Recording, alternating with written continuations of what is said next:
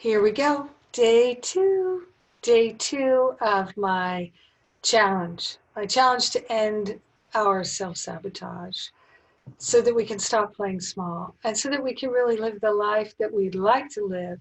And even more importantly, we can live the life that we're destined to live.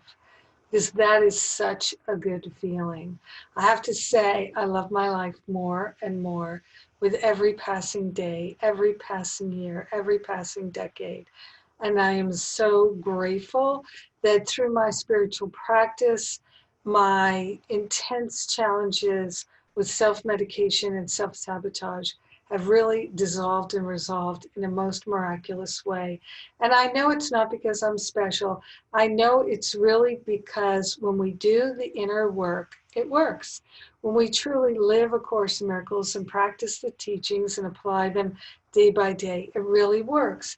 And as we love ourselves more and we remove the blocks to love, then the whole need for self medication dissolves and resolves so that we just don't need to fall down that hole anymore. And it is such a deep hole, the self medication and the self sabotage. It really leaves us feeling helpless and hopeless. It really does leave us feeling ashamed and beaten down and absolutely filled with self hatred. And I would like to do everything I can to support people in moving out of it. So that's why we've got this challenge. Now, on to day two. Day one is the biggest day of all. There's a lot of work on that worksheet, and it's big eye-opening work. What we're going to start doing here in day two is working on the emotional healing and really getting to what are the emotions behind our choices, what's really driving our choice towards self-sabotage. So as I talked about yesterday, what a lot of us are going through is we feel that we're not good enough, that there's something wrong with us. We feel ashamed. We feel hurt. We feel all these upsetting emotions, what I call the divine alarm clock going off. And all of these upsets are never for the reason we think, right? That's pure Course in Miracles. I'm never upset for the reason I think. We're upset in actuality because of our interpretations and the meaning we've made of things. So if we don't feel good about ourselves, we're going to interpret everything through that lens that we're not good, that we're bad, that there's something wrong with us, that we should be punished, we are being punished.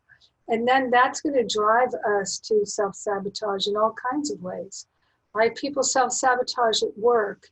And what happens then is then they get mistreated at work, or they get attacked at work, they get sabotaged at work.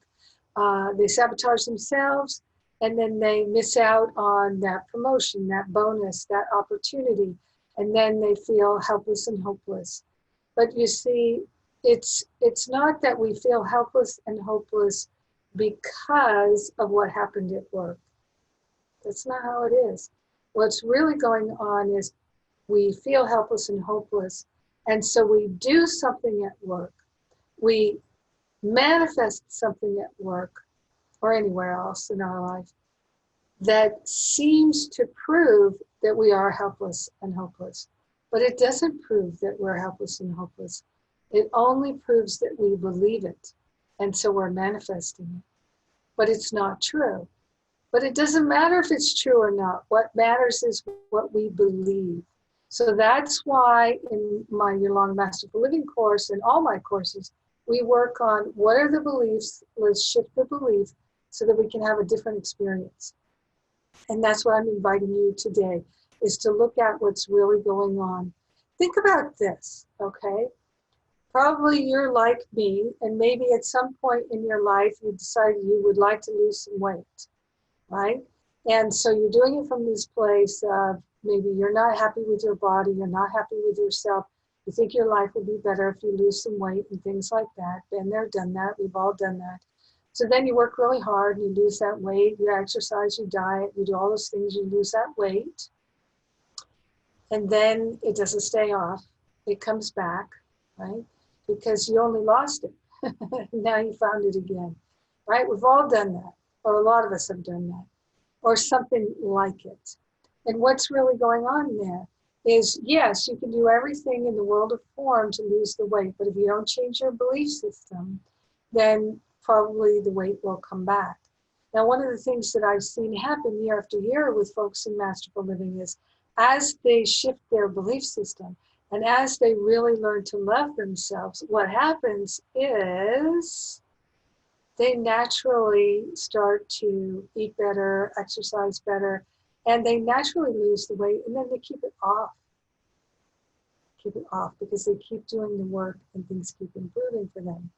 So it's not about weight loss. It's not about that at all. It's really about when we're loving ourselves, when we're doing this inner work of truly living A Course in Miracles and applying these teachings, doing the forgiveness work and really living the lessons, then what naturally occurs is healing. And it's healing the things that feel dysfunctional. It's healing the false beliefs that are consistently manifesting as a life we don't like and a life we don't enjoy. So one of the things that happens is when we get upset, we're upset not for the reason we think, we're upset because of our interpretation, and our interpretation is through the lens of our belief system. So the only way to really have a healing is to shift the beliefs. And that's why in Masterful Living, we spend the entire year working on shifting our beliefs. When people do this, then the things in the world of form that they don't like shift and change. And the things that they do like start showing up, including healed relationships, healed body, healed finances, healed creativity and career. All kinds of things get healed when we change our belief system.